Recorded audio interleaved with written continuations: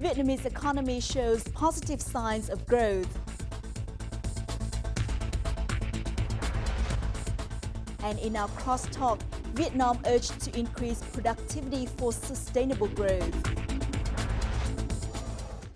Hello, you're tuning into another edition of Bizline on VTV International. I'm your host Hoàng Hằng, and as Vietnam bids farewell to the Year of the Rooster, we would now review some top highlights wrapping up a positive year for economic development in Vietnam.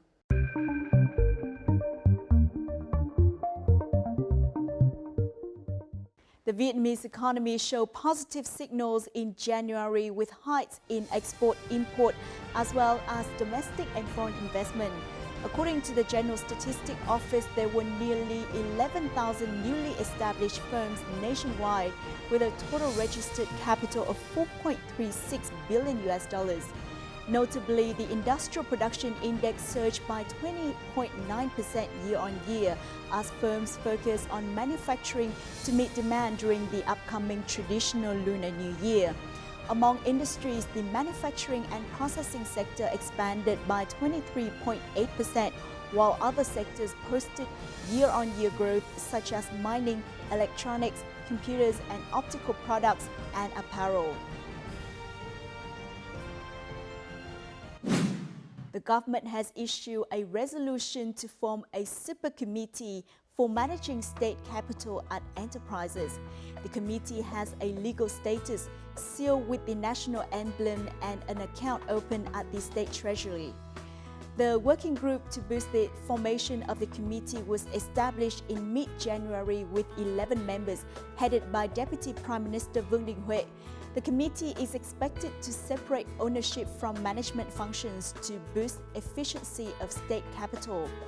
As planned by the Ministry of Planning and Investment, 30 state-owned enterprises would be put under the management of this special committee, including State Capital Investment Corporation or SCIC. Shares on the Vietnamese market tumbled on Monday and Tuesday due to negative trading in the global market. The VN Index dropped more than 93 points after 2 days to 1,011.6 points. The HNX Index also declined more than 82 points to 1,007.72 points, and Upcom Index decreased 8.34 points to 115.64 points. This is the strongest drop in the Vietnamese stock market since 2014. However, on Wednesday, the stock market regained its momentum as main bourses and in green across the board. The VN Index rose 28.95 points to end at 1,040.55 points. The VN30 Index climbed 23.19 points to end at 1,030.91 points. The HNX Index rose 3.99 points to end at 119.62 points. This has effectively calmed investors after two stock market blows. According to recent statistics from the Ministry of Agriculture and Rural Development, the volume of rice export in January 2018 reached 524,000 tons, valued at $249 million, up sharply by 56.5% in volume and 74.2% in value over the same period in 2017. Since the beginning of 2018, many enterprises have gotten big orders, helping to increase domestic rice prices by 30%. Many foreign countries have also welcomed Vietnam's high-quality rice with higher prices. The world's rice trade is also forecasted to increase by 1% and reach 42.3 million tons, giving the country's rice sector the chance to continue its advantages. According to Moody's report on Monday, several Vietnamese banks have made good progress in the resolution of legacy problem assets. Moody's said asset quality in most Vietnamese banks had been stabilized in 2017 thanks to healthy macroeconomic conditions. The bank's profitability has also improved as higher-yielding retail loans increase, enabling them to allocate higher provisioning expenses to write off their VAMC bonds ahead of schedule. Additionally, enhanced legal frameworks such as Resolution 42 have allowed banks to be more active in managing bad debts. The real estate sector of Vietnam attracted $77.6 million in FDI in the first month of 2018.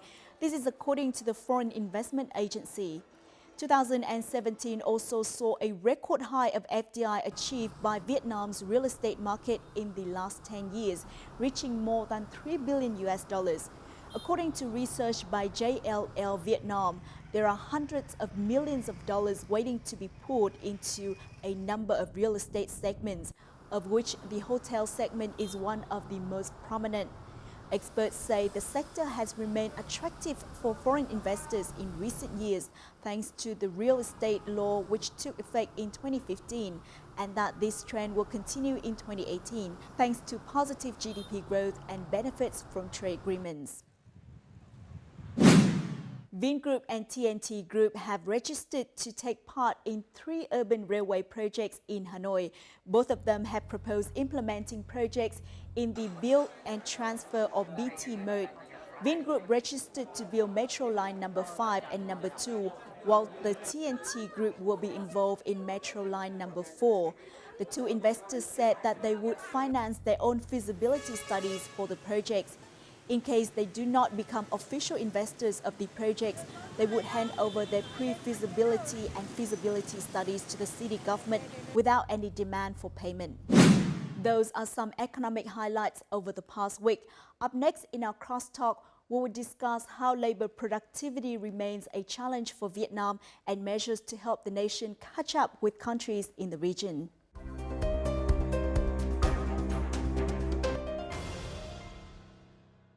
Labor productivity is one of the key determinants of economic growth. However, the low productivity in Vietnam has sparked concern. Despite the enhanced competitiveness on the global market, Vietnam is lagging behind neighboring countries in Southeast Asia in terms of labor productivity. It is not something new, as the government for many times has emphasized the role of productivity in economic development. This issue is more enduring than ever as the 4th Industrial Revolution is transforming the world. But first, we will have a look at the current state in the following report. Labor productivity plays a decisive role in economic growth, contributing about 89% of GDP growth in 2017, compared to just 61% from 2000 to 2012. However, productivity remains low, hindering Vietnam's competitiveness on the global market. Vietnam made a commendable GDP growth rate of 6.81% in 2017, far exceeding previous estimates. From 2018 onwards, however, in order to maintain annual growth rates of about 6.8% to 7%, yearly productivity growth must be kept at about 6%. This leaves a gap of 1.25 percentage points with the current labor productivity rate of 4.8%. According to General Statistics Office 2017 report, Vietnam's productivity has increased significantly over the past years and witnessed the sharpest productivity increases in ASEAN. This has partially eased the country's worry about its 1 million unemployed workers, with 1/3 of them being with a bachelor's degree or even higher education. However, there are still many problems, as the real productivity of the country is still lower than other regional competitors. If calculating in 2011 purchasing power parity, Vietnam's productivity in 2017 is estimated at $9.9. This is equivalent to 7% of Singapore, 17.6% of Malaysia, 36.5% of Thailand, and 42.3% of Indonesia.